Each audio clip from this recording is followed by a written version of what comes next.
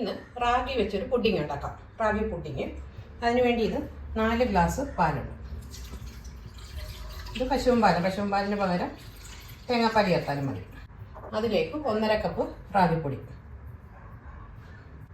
ഇത് 3/4 കപ്പ് ശർക്കര. ഇത് അഴുക്കൊന്നും ഇല്ലാത്ത ശർക്കരയാണ്. അഴുക്കൊക്കെ ഉള്ള ശർക്കരയാണെങ്കിൽ അതൊരു 1/2 ഗ്ലാസ് വെള്ളം ഒഴിച്ചൊന്ന് ഉരുക്കി അരിച്ചെടുക്കാം. ഇത് അതിലേക്കിടാം. ഇത് ഏലക്ക ചതച്ചത്, ഒരു 5 ഏലക്കയുണ്ട്. ഇനി നന്നായിട്ടൊന്ന് കട്ടയില്ലാതെ ഒന്ന് എടുക്കാം.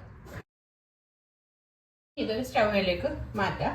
ഒരു ലോ ഫ്ലെയിമിൽ വെക്കണം. കട്ടയെല്ലാം നല്ലപോലെ മാറ്റിയിട്ടുണ്ട്. ഇതൊരു ഞുള്ളുപ്പ, കട്ട ഒട്ടും കാണരുത്. ലോ ഫ്ലെയിമിൽ വെച്ച് ഇളക്കി കൊടുക്കാം.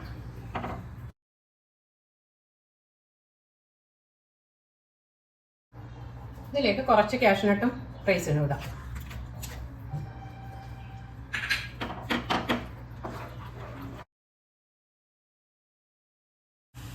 ഒരു ടേബിൾ സ്പൂൺ ബട്ടർ ചേർക്കാം ഇതിൽ.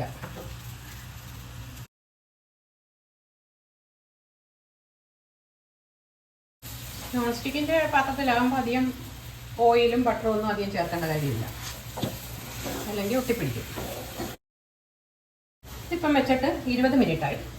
ഒത്തിരി നല്ലപോലെ മൂക്കണമെങ്കിൽ കുറച്ച് നേരം അവിടെ വെക്കണം. ഇത് ഇങ്ങനെ എടുക്കാം, അല്ല ഇതിന് മുമ്പായാലും ഒത്തിരി മൂക്കാതെ എടുക്കാം. ഇനി ഇത് ഓഫാക്കാം. ഓഫാക്കിയിട്ട് എണ്ണ തടകി ഒരു പാത്രത്തിലോട്ട് വിട്ട് വെക്കാം.